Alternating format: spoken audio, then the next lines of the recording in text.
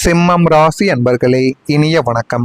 சிம்மம் ராசிக்காரங்க இயற்கையிலேயே நவக்கிரகங்களின் ராஜாவான சூரிய பகவானின் ஆதிக்கம் பெற்றவர்கள் என்பதால் தலைமை பண்பும் விட்டு கொடுக்காத கம்பீரமும் நேர்மையும் கொண்ட ஒரு மனிதர்களாக வாழ்க்கைக்குள்ள எப்போதுமே நீங்கள் இருந்து கொண்டே தாங்க இருப்பீங்க.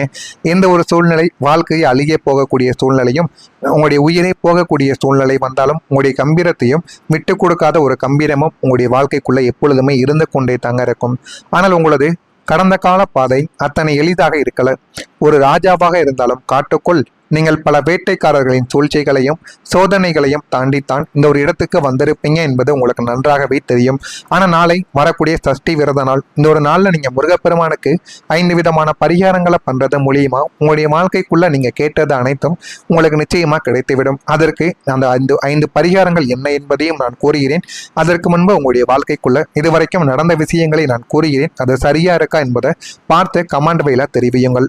இதுவரை உங்களுடைய வாழ்க்கைக்குள்ள நீங்கள் சந்தித்த கஷ்டம், வேலையில தடைகள், நீங்கள் எவ்வளவுதான் திறமையாகவும் உண்மையாகவும் உழைத்தாலுமே கடந்த காலங்களில் உங்களுடைய உத்தியோகத்தில் கடும் முட்டுக்கட்டைகளை சந்தித்த ஒரு நபராகவே உங்களுடைய வாழ்க்கை இதுவரைக்கும் ஓடிக்கொண்டே தங்க இருந்தது.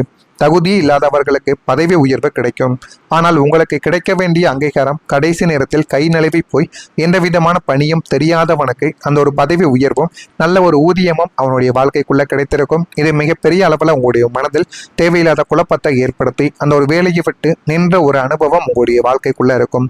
இரண்டாவதா, உங்களுடைய வாழ்க்கைக்குள்ள எதிர்ப்புகள். வளரும் மரத்திற்குத்தான் கல்லடிப்படும். உங்களது நேர்மையான குணத்தால் வேலை செய்யும் இடத்திலும் வெளியிலும் உங்களுக்கு பின்னால் பல மறைமுக எதிரிகள் உருவாகி உங்களுக்கு எதிராக சதி திட்டங்களை தீட்டியிருப்பாங்க. நீங்கள் உண்மையாக நடந்து கொள்வதும் உங்களுடைய தலைமை பண்பும் அவர்களுக்கு பிடிக்காமல் உங்கள் மீது சதி திட்டங்களை தீட்டி உங்களுடைய வாழ்க்கையில் உங்களை எதிர்த்து அந்த ஒரு வேலையை விட்டு அவர்களை அனுப்ப வைத்தார்கள். இந்த மாதிரியான சூழ்நிலைகளும் உங்களுடைய வாழ்க்கைக்குள்ள உருவானது. ஆமாவா இல்லையா? நீங்களே கூறுங்க. மூன்றாவதா, குடும்பத்துக்குள்ள பிரச்சனைகள். வெளியில் உள்ள பிரச்சனைகளை தாங்கிக் கொண்ட உங்களுக்கு குடும்பத்துக்குள்ள நிம்மதியற்ற சூழல் நிலவியதுதான் மிகப்பெரிய ஒரு வேதனையாகவே இருந்தது. உங்களது கண்டிப்பான குணம் தவறாக புரிந்து கொள்ளப்பட்டு இரத்த உறவுக்குள்ளேயே தேவையற்ற மனக்கசப்புகள் உருவாக்கி, எனக்கு சொத்தை பிரிச்சு கொடுங்க, இவனோடு நான் என்னால் இருக்க முடியாது அப்படின்னு குடும்பத்துக்குள்ள தேவையில்லாத சண்டை சச்சரவுகள் உடன் பிறந்தவர்களிடமிருந்தே உங்களுக்குள்ள ஏற்பட்டது. இது குடும்பத்தில் உங்களால் மறக்க முடியாத ஒரு அனுபவமாகவே இன்னும் இருந்து கொண்டே தாங்க இருக்கும். அடுத்ததா, நிதி நெருக்கடி. கொடுப்பதில் வள்ளல் குணம் கொண்ட உங்களுக்கு கையில் பணம் தாராளமாக இருந்த காலங்கள் மாறி அவசர தேவைகளுக்கு கூட திணறும்படியான நிதி நெருக்கடியானது ஏற்பட்டு உங்களது சுய கௌரவம் அடிபட்டிருக்கும். அடுத்ததா, மனதில் வருத்தங்கள். எல்லாவற்றையும் தாங்கிக் கொண்டாலும் நமக்கு ஏன் இந்த ஒரு நிலைமை, நாம் யாருக்கு என்ன துரோகம் செய்தோம் என்று ஆழமான மன வருத்தமும் ஏமாற்றமும் உங்களை உள்ளுக்குள்ளேயே வாட்டி அதை தேவையில்லாத குழப்பங்களையும் தேவையில்லாத கஷ்டங்களையும் உங்களுடைய வாழ்க்கைக்குள்ள தேடி கொடுத்து கொண்டே தாங்க இருந்தது. நான் இதுவரை கூறியது உங்களுடைய வாழ்க்கைக்குள்ள சரியா பொருந்ததா இல்லையா என்பதை நீங்க கமாண்ட் வழியா தெரிவியுங்கள். ஆனா நீங்க நாளை முதல் உங்க வாழ்க்கைக்குள்ள நீங்க கவனமா சில விஷயங்கள்ல இருக்கணும். இந்த கவனத்தை நீங்க சிதற விட்டீங்க அப்படின்னா உங்களுடைய வாழ்க்கை ஒரு கேள்விக்குறியாகவே மாறிவிடும். உங்களுடைய சோதனை காலம் முடிந்துவிட்டது. எனினும் இனி வரக்கூடிய காலங்களில் உங்களுடைய பாதையில் மீண்டும் சறுக்கல்கள் ஏற்படாமல் இருக்க இந்த ஒரு 5 விஷயங்களை மிகுந்த எச்சரிக்கையுடன் நீங்கள் கவனித்துக் கொள்ள வேண்டும். முதல் விஷயமா இருப்பது, அகந்தையை நீங்கள் குறைத்து கொள்ள வேண்டும். உங்களது கம்பீரமும் சுயமரியாதையும் சில நேரங்களில் மற்றவங்களின் கண்ணுக்கு தலைக்கணம் அல்லது அகந்தையாக தெரியலாம். எனவே பழகும் இடத்தில் சற்று இறங்கி வருவது உங்களுக்கு மிகவும் நல்லதை ஏற்படுத்தி கொடுக்கும். இல்லை என்றால் ஏதாவது பேசினார்கள் என்றால் கேட்டதுக்கு மட்டும் பதிலை கூறுங்கள். அந்த அகந்தையான குணமும் தலைக்கணமும் இருப்பது போல மற்றவர்களிடம் நீங்கள் காட்டிக் கொண்டீர்கள் என்றால் வாழ்க்கைக்குள்ள நீங்கள் அழிந்து விடுவீங்க. இதனை மட்டும் நீங்கள் கவனத்திலையும் எச்சரிக்கையிலும் வைத்துக் கொண்டால் மிகவும் நல்லது. இரண்டாவதாக, கோபத்தை கட்டுப்படுத்த வேண்டும். சூரியனின் ஆதிக்கம் என்பதால் கோபம் உங்களுக்கு மிக வேகமாகவே வந்துவிடும். ஆத்திரத்தில் பேசும் வார்த்தைகள் உங்களை விட்டு உறவுகளையும் நல்ல வாய்ப்புகளையும் பிரித்துவிடும் என்பதால் பேச்சில் நிதானமானது உங்களுடைய வாழ்க்கைக்குள்ள தேவை. பேச்சில் நிதானம் இல்லாமல் போய்விட்டால் அது உங்களுடைய வாழ்க்கையில கஷ்டங்களை தேடி கொடுக்கும். அடுத்ததா, செலவுகளை நீங்க கவனிக்கணும். தாராளமாக செலவு செய்யும் உங்களது குணத்திற்கு இப்போது அணை போட வேண்டும். ஆடம்பர செலவுகளையும் தேவையற்ற கடன்களையும் தவிர்த்து எதிர்காலத்திற்காக சேமிக்க பழகுங்கள். இது உங்களுடைய வாழ்க்கைக்குள்ள எதிர்காலத்திற்காக நீங்கள் சேமிக்க பழகிவிட்டீர்கள் என்றால் அவ்வளவு நன்மைகள் உங்களுடைய வாழ்க்கைக்குள்ள இனிமே வரக்கூடிய நாட்களில் நடக்க ஆரம்பிக்கும். நான்காவதாக, உடல் நலத்தை நீங்க கவனிக்கணும். தொடர்ச்சியான மன அழுத்தம் மற்றும் அலைச்சலால் உங்களது இரத்த அழுத்தம், இதயம் சம்பந்தமான உபாதைகள் அல்லது கண் கோளாறுகள் உங்களுடைய வாழ்க்கைக்குள்ள ஏற்படலாம். எனவே ஆரோக்கியத்தில் அலட்சியம் காட்டாமல் முறையான மருத்துவம் பரிசோதனையை நீங்க செய்து கொள்வது உங்களுக்கு மிகப்பெரிய அளவில் நன்மைகளை உருவாக்கும். ஐந்தாவதா, தேவையற்ற விவாதங்களை நீங்க தவிர்த்து கொள்ள வேண்டும். நியாயம் என் பக்கம் இருக்கிறது என்று எந்த ஒரு தேவையற்ற வாக்குவாதத்திலும் அல்லது பஞ்சாயத்துகளிலும் தலையிடக்கூடாது. அது உங்களது பெயரை கெடுக்க சிலரால் நடத்தப்படும் சூழ்ச்சியாக இருக்கலாம். உங்களுக்கு பிடிக்காதவர்கள் உங்களை பற்றி மற்றவங்கிட்ட தவறாக காட்டுவதற்காக நடத்தக்கூடிய மிகப்பெரிய ஒரு விஷயமாக இருக்கும். அதனால் இந்த 5 விஷயங்களும் நீங்கள் கவனித்து கொண்டு இதில் கொஞ்சம் உஷாராக நடந்து கொண்டீர்கள் என்றால் உங்களுடைய வாழ்க்கைக்குள்ள நாளை முதல் வெற்றிகளானது கிடைக்கும். ஆனால் நீங்கள் நாளைய நாளில் இந்த சஷ்டி விரத நாள், இந்த ஒரு நாளில் நீங்கள் முருகப்பெருமானுக்கு 5 விதமான விஷயங்களை நாளைய நாளில் நீங்கள் செய்ய வேண்டும். அது என்னென்ன விஷயங்கள் என்று நான் ஒவ்வொன்றாக கூறுகிறேன். அதனையும் பார்த்து நீங்கள் தெரிந்து கொள்ளுங்கள். மறக்காமல் நம்முடைய ராசி பலன் சேனலுக்கு ஒரே ஒரு சப்ஸ்கிரைப் மட்டும் செய்து வைத்துக் கொள்ளுங்கள். அப்பொழுது தான் நம்ம தொடர்ந்து பதிவிடும் வீடியோக்கள் அனைத்தும் தொடர்ந்து உங்களுக்கு நோட்டிஃபிகேஷனாக வந்து கொண்டே தாங்க இருக்கும்.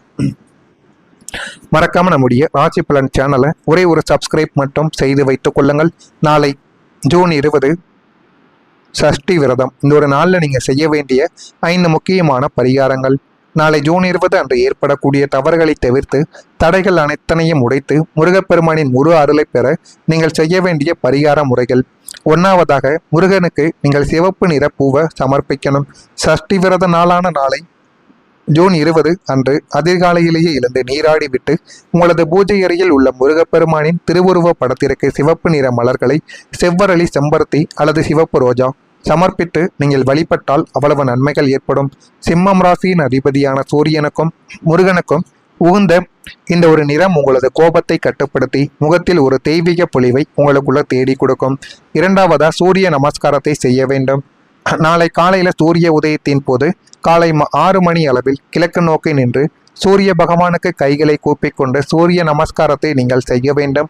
சிம்மம் ராசியினர் தங்கள் ராசிநாதனான சூரியனை சஷ்டி நாளில் வழிபடுவது உங்களது உடல்நல குறைபாடுகளை நீக்கி உத்தியோகத்தில் அரசாங்க வழியில் கிடைக்க வேண்டிய நன்மைகளையும் பதவி உயர்வுகளையும் தங்கும் தடையுமின்றி உங்களுடைய வாழ்க்கைக்குள்ள தேடி கொடுக்கும். 3ஆவதாக, பலத்தானத்தை நீங்கள் செய்யலாம். நாளை பகல் பொழுதில் வறுமையில் இருக்கும் ஏழை எளிய மக்களுக்கோ அல்லது கோவிலில் உள்ள முதியவர்களுக்கோ மஞ்சள் அல்லது சிவப்பு நிற பழங்களை வாழைப்பழம், மாம்பழம் அல்லது ஆப்பிள் தானமாக நீங்கள் வழங்கலாம். பலத்தானம் செய்வது உங்களது கடந்த கால நிதி நெருக்கடிகளை நீக்கி கையில் பணப்புழக்கத்தை அதிகரிக்க செய்ய வைக்குமாம். இதையும் நீங்கள் செய்வதன் மூலியமா உங்களுடைய வாழ்க்கைக்குள்ள அவ்வளவு நன்மைகள் நடக்கும். 4ஆவதா, நீங்க கோவில்ல தீபத்தை ஏற்றணும். மாலை 6 மணி அளவில் அருகில் உள்ள முருகன் கோவிலுக்கு நாளை சென்று அகல் விளக்குகள்ல சுத்தமான பசுநெய்யை ஊற்றி தீபம் ஏற்றி வழிபட வேண்டும்.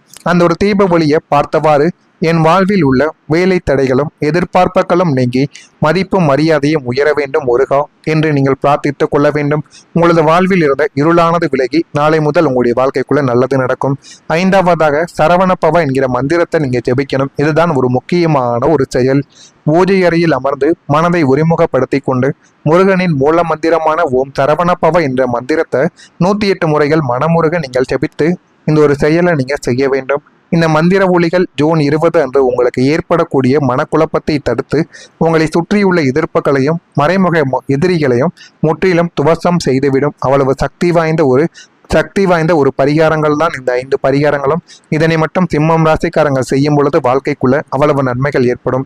நீங்களும் இதனை செய்து பார்த்து உங்களுடைய அனுபவங்கள் எப்படி இருக்கு என்பதையும் நீங்க கமெண்ட் பீலாக தெரிவியுங்கள். மறக்காம நம்முடைய சேனலுக்கு ஒரே ஒரு சப்ஸ்கிரைப் மட்டும் செய்து வைத்துக் கொள்ளுங்கள். அப்பொழுதுதான் நம்ம தொடர்ந்து பதிவிடுகின்ற வீடியோக்கள் அனைத்தும் தொடர்ந்து உங்களுக்கு நோட்டிபிகேஷனாக வந்து கொண்டே தாங்க இருக்கும். நல்லதே நினையுங்கள், உங்களுடைய வாழ்க்கைக்குள்ளும் நல்லது மட்டுமே தாங்க நடக்கும். நல்லதே நினையுங்கள், உங்களுடைய வாழ்க்கைக்குள்ளும் நல்லது மட்டுமே தான் நடக்கும். நன்றி, வணக்கம். ஏதேனும் கேள்விகள் இருந்தால் அதனையும் கேளுங்கள், அதற்கும் நான் உங்களுக்கு பதிலை கொடுக்கிறேன். நன்றி. இத்தனையும் உடைத்து முருகப்பெருமானின் முழு அருளை பெற நீங்கள் செய்ய வேண்டிய பரிகார முறைகள். 1ஆவதாக, முருகனுக்கு நீங்கள் சிவப்பு நிற பூவை சமர்ப்பிக்கணும். சஷ்டி விரத நாளான நாளை ஜூன் 20 அன்று அதிகாலையிலேயே எழுந்து நீராடி விட்டு உங்களது பூஜை அறையில் உள்ள முருகப்பெருமானின் திருவுருவ படத்திற்கு சிவப்பு நிற மலர்களை செவ்வரளி, செம்பருத்தி அல்லது சிவப்பு ரோஜா சமர்ப்பித்து நீங்கள் வழிபட்டால் அவ்வளவு நன்மைகள் ஏற்படும். சிம்மம் ராசியின் அதிபதியான சூரியனுக்கும் முருகனுக்கும் உகுந்த இந்த ஒரு நிறம் உங்களது கோபத்தை கட்டுப்படுத்தி முகத்தில் ஒரு தெய்வீக பொலிவை உங்களுக்குள்ள தேடி கொடுக்கும். 2ஆவதா, சூரிய நமஸ்காரத்தை செய்ய வேண்டும். நாளை காலையில் சூரிய உதயத்தின் போது காலை 6 மணி அளவில் கிழக்கு நோக்கி நின்று சூரிய பகவானுக்கு கைகளை கூப்பிக்கொண்டு சூரிய நமஸ்காரத்தை நீங்கள் செய்ய வேண்டும். சிம்மம் ராசியினர் தங்கள் ராசிநாதனான சூரியனை சஷ்டி நாளில் வழிபடுவது உங்களது உடல்நல குறைபாடுகளை நீக்கி உத்தியோகத்தில் அரசாங்க வழியில் கிடைக்க வேண்டிய நன்மைகளையும் பதவி உயர்வுகளையும் தங்கும் தடையுமின்றி உங்களுடைய வாழ்க்கைக்குள்ள தேடி கொடுக்கும். மூன்றாவதாக பலத்தானத்தை நீங்கள் செய்யலாம். நாளை பகல் பொழுதில் வறுமையில் இருக்கும் ஏழை எளிய மக்களுக்கோ அல்லது கோவிலில் உள்ள முதியவர்களுக்கோ மஞ்சள் அல்லது சிவப்பு நிற பழங்களை வாழைப்பழம், மாம்பழம் அல்லது ஆப்பிள் தானமாக நீங்கள் வழங்கலாம். பலத்தானம் செய்வது உங்களது கடந்த கால நிதி நெருக்கடிகளை நீக்கி கையில் பணப்புழக்கத்தை அதிகரிக்க செய்ய வைக்குமாம். இதையும் நீங்கள் செய்வதன் மூலியமா உங்களுடைய வாழ்க்கைக்குள்ள அவ்வளவு நன்மைகள் நடக்கும். நான்காவதா, நீங்க கோவில்ல தீபத்தை ஏற்றணும். மாலை 6 மணியளவில் அருகில் உள்ள முருகன் கோவிலுக்கு நாளை சென்று அகல் விளக்குகள்ல சுத்தமான பசுநெய்யை ஊற்றி தீபம் ஏற்றி வழிபட வேண்டும். அந்த ஒரு தீப ஒளியை பார்த்தவாறு என் வாழ்வில் உள்ள வேலை தடைகளும் எதிர்பார்ப்புகளும் நீங்கி மதிப்பும் மரியாதையும் உயர வேண்டும் முருகா என்று நீங்கள் பிரார்த்தித்துக் கொள்ள வேண்டும். உங்களது வாழ்வில் இருந்த இருளானது விலகி நாளை முதல் உங்களுடைய வாழ்க்கைக்குள்ள நல்லது நடக்கும். ஐந்தாவதாக, சரவணப்பவ என்கிற மந்திரத்தை நீங்க ஜெபிக்கணும். இதுதான் ஒரு முக்கியமான ஒரு செயல். பூஜை அறையில் அமர்ந்து மனதை ஒருமுகப்படுத்தி கொண்டு முருகனின் மூல மந்திரமான ஓம் சரவணப்பவ என்ற மந்திரத்தை 108 முறைகள் மனமுருக நீங்கள் ஜெபித்து இந்த ஒரு செயலை நீங்க செய்ய வேண்டும். இந்த மந்திர ஒலிகள் ஜூன் 20 அன்று உங்களுக்கு ஏற்படக்கூடிய மனக்குழப்பத்தை தடுத்து உங்களை சுற்றியுள்ள எதிர்ப்புகளையும் மறைமுக எதிரிகளையும் முற்றிலும் துவசம் செய்துவிடும். அவ்வளவு சக்தி வாய்ந்த ஒரு பரிகாரங்கள் தான் இந்த 5 பரிகாரங்களும். இதனை மட்டும் சிம்மம் ராசிக்காரங்க செய்யும் பொழுது வாழ்க்கைக்குள்ள அவ்வளவு நன்மைகள் ஏற்படும். நீங்களும் இதனை செய்து பார்த்து உங்களுடைய அனுபவங்கள் எப்படி இருக்கு என்பதையும் நீங்க கமெண்ட் பீலாக தெரிவியுங்கள். மறக்காம நம்முடைய சேனலுக்கு ஒரே ஒரு சப்ஸ்கிரைப் மட்டும் செய்து வைத்துக் கொள்ளுங்கள். அப்பொழுதுதான் நம்ம தொடர்ந்து பதிவிடுகின்ற வீடியோக்கள் அனைத்தும்